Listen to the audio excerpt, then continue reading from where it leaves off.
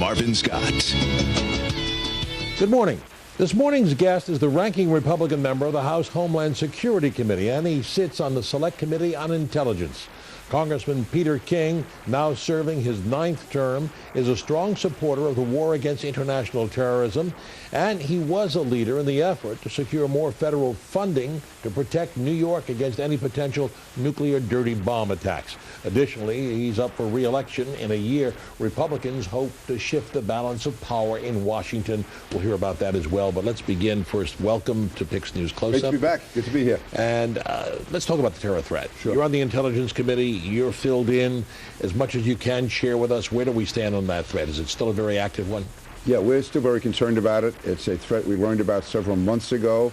A very good source. Someone was captured, and through interrogations, information has come out about what appears to be a series of attacks planned against Europe.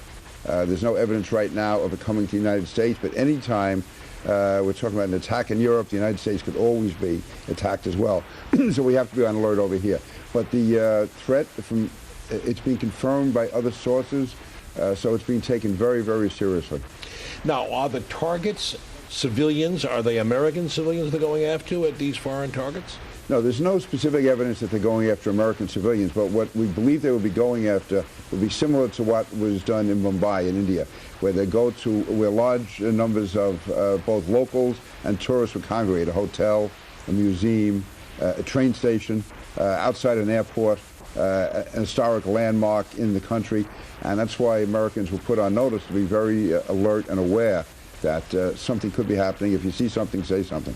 Just before we began taping this program, there was word that a German al-Qaeda operative was being interrogated at Bagram Air Base in Afghanistan and has provided additional information, and they're now trying to track down 45 other people who may be involved in this plot. Any information on that?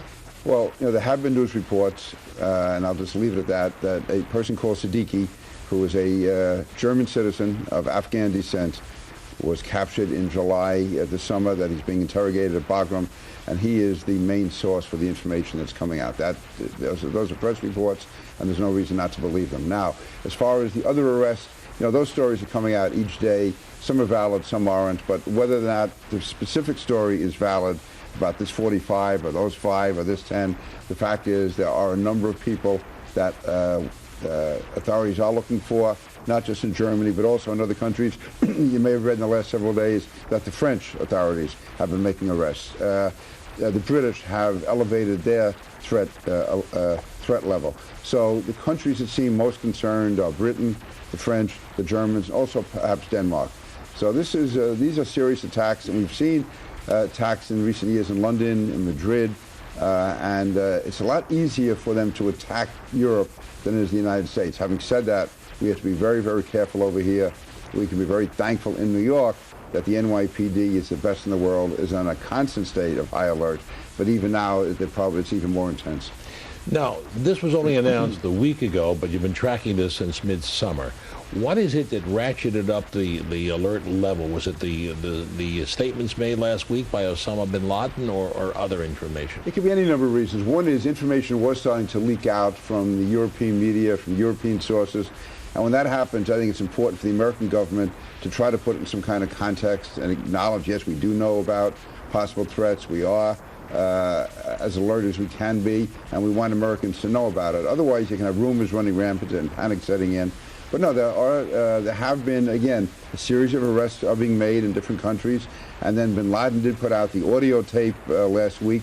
And in the past, there's been concern that tapes from bin Laden contain a message or a signal or a trigger to his forces out there to begin the attack.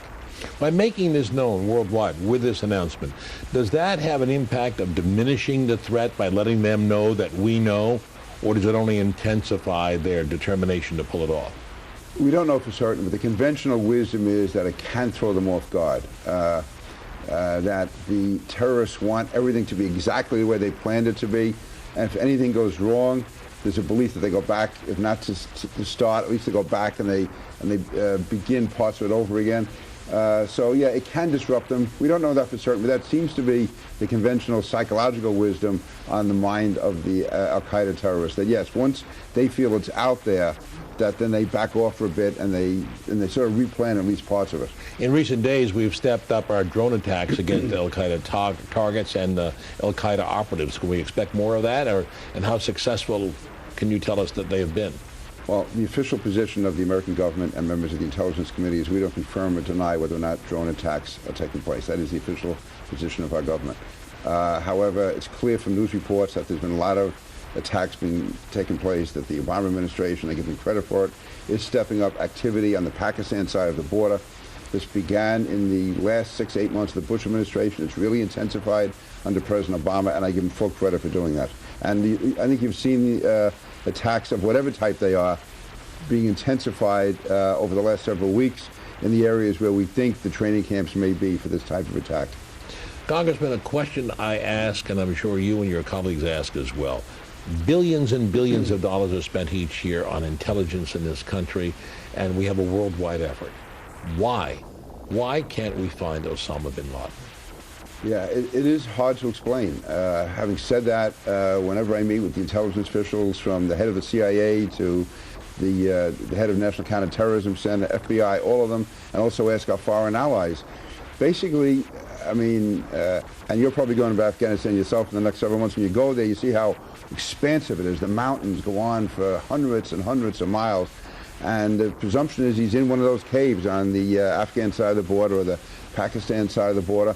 Much of this is no man's land as far as anyone who's not part of al-Qaeda. The Pakistan army has no access there. Pakistan officials don't. Afghan officials don't. And that's really the only, and also the only way we're going to get bin Laden is if somebody on the inside tips us off, or if we are lucky enough to intercept something. But he stopped using cell phones. It's very, very difficult to find him. But you would have thought after all these years, but I can assure you under President Bush and under President Obama, a full-scale effort has been made. Remember when we had the abortion clinic bomber down south, I guess 10, 15 years ago now. It took years to capture him, and that was in our own country. He was in the mountains, I guess, in Tennessee, I think it was. Yeah, I guess it was Tennessee, but in any event, so it's very difficult. But again, I don't think back on September 12th, 2001, we thought it would take this long to get bin Laden. Okay, I want to talk about the terror trials here in New York and also the conviction this past week of Faisal Shahzad. You had some very strong comments about him. Rather than starting that now, let's take a break and we'll pick up on that when PIX News Close-Up continues. Back with Congressman Peter King, the ranking Republican on the House Homeland Security Committee. You've had so much to say about civilian trials for suspected terrorists. And this week, you came under criticism while you were criticizing the Faisal Shahzad conviction, sentenced to life. This is the man who had hoped to bomb and blow up Times Square. And you were under criticism by law enforcement because you said there was some luck here and some other comments.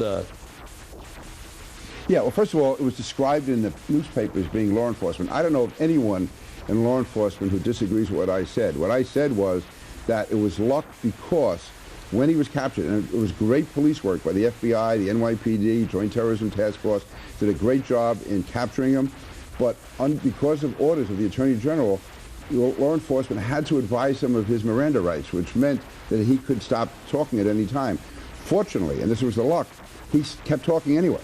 Now, if he had been smart and if he had just kept his mouth shut, we wouldn't have been able to get any information out of him. And my concern in these terrorist cases is it's not so much the person you captured, but it's the information he would have. They could have been part of a larger conspiracy. For all we knew at the time, there were 3 or 4 other bombers who were going to be striking other parts of New York or other parts of the Northeast. And if he had that information and we gave him his Miranda rights and he doesn't talk, well, then we wouldn't have found that out. The same thing that happened with the Christmas Day bomber. So I believe that when it comes to terrorist cases, we have to have exceptions to the Miranda rule. We have to treat them much more as enemy combatants than we do as ordinary civilians who are captured. And he was, as far as I'm concerned, he was an agent of a foreign army, a foreign terrorist group that was here in this country. Like, for instance, when the Nazi saboteurs came into Long Island during World War II, Franklin Roosevelt had them executed within several months. Nobody ever saw them. Nobody even knew about them until it was all over as to what happened to them. So in time of war, we do have the right to put people into military tribunals, and that's what I'm saying should have happened here. And I would say whoever that source was who called himself a law enforcement source, every police officer and FBI agent I've spoken to agrees with me that we should not have given him his Miranda rights, and it's going to create real problems in the future. You're saying suspected terrorists should not have constitutional rights? Should not have Miranda warnings, no. They should be subject to a separate body of law as in military tribunals, because when Shahzad is captured or another terrorist is captured, the information we're trying to get from him is not to get a criminal conviction of him in the future, but to head off another attack. I use the example of we had captured Mohammed Atta on September 10th, and we knew that there were other plots out there besides his. Should we say to Mohammed Atta, you have the right to remain silent, or do we try to get as much information out of him as we can to head off the other two planes? Now, Faisal Shahzad was in an American court right here in New York, and there's much controversy whether we should hold these trials or whether they should be military tribunals. You have been quite outspoken about it. You believe there should be the military tribunals and not in civilian courts, particularly not here in New York. Right. Now, the future of terror trials have been thrown into doubt this week when a federal judge, Lewis Kaplan, barred testimony of a prosecution's key witness in a terror trial because they claim that witness was coerced under CIA interrogation. What do you have to say about that? Yeah, actually, it's even one step removed from that. They claim that the defendant was coerced, and when he was coerced, he gave them the name of this witness, Bibi, who is willing to testify voluntarily. He was never coerced. The witness himself was never coerced. It was the defendant. The defendant, they claim, who was coerced by the CIA, not even by the FBI. And as a result of that, the judge is going to exclude the testimony of a person who was not coerced. And this is the danger we face when we go into a civilian court. Gayani was a master terrorist involved in the African embassy bombings. He then became a personal bodyguard to bin Laden. He was purchasing explosives, and yet we can't use his own statements against him, even though I think we should be able to, because even if he were coerced by the CIA, which I don't believe he was, but even if he were, he was not coerced by the FBI when he testified to them, and certainly the witness, Bibi, was never coerced. So I think if we had a military tribunal with a military judge, he could use a common sense factor and say that we can use this evidence against Gayani. As a result, now, I don't know what's going to happen to this case, because the key evidence against him was the evidence of this witness who is now going to be excluded. Ironically, the judge said, well, this isn't necessarily that serious because Gayani can be held anyway as an enemy combatant, which I've never heard a judge say, I'm holding out the evidence in this case, but you can hold them forever anyway, which, or at least till the end of the war, which could go on another 20 or 30 years. His decision is not binding on other judges, so other judges could rule differently here.